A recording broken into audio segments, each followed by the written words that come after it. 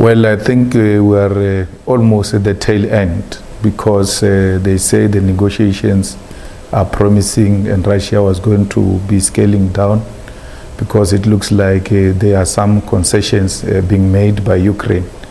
We appreciate the fact that Russia did not take the American approach when it comes to war, of just going to flatten other people's countries.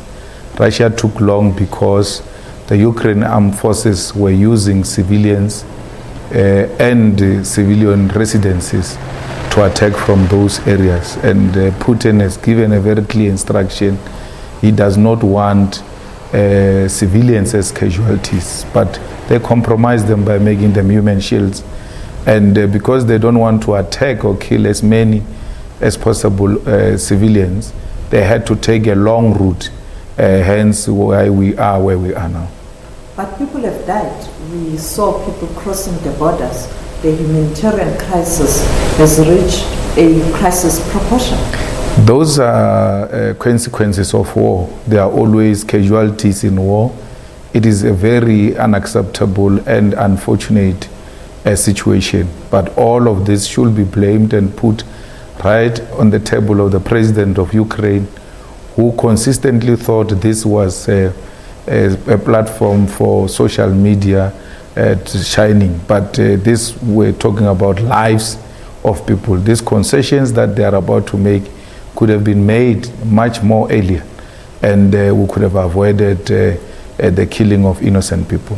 In terms of international law, when you look at the international law, when you go to another country, you cross the border, you attack, it is invasion and it is against international laws.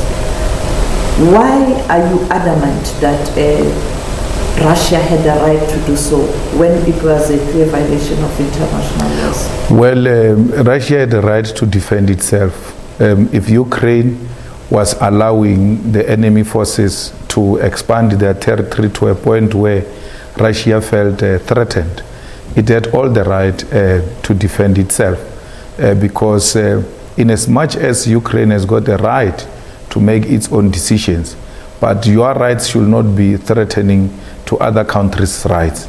The expanding to the east by the NATO forces and establishment of army bases close to the borders of Russia was a direct threat to Russia, and it had to defend itself. Had NATO and Ukraine respected the fact that such move would cause serious problems, they would have avoided it. Tell about us.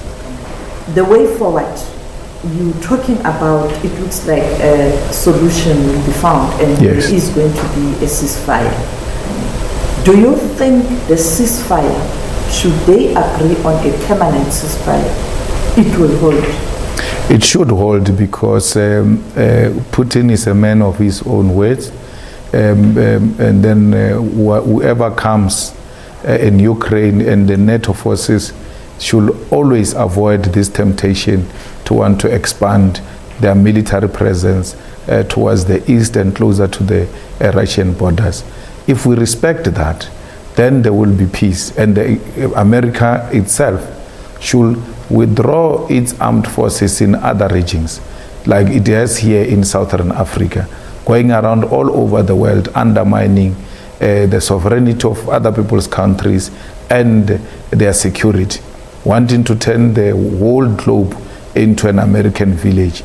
We should not allow that. It is America and the NATO forces who must respect the international laws and avoid anything else that threatens the world peace.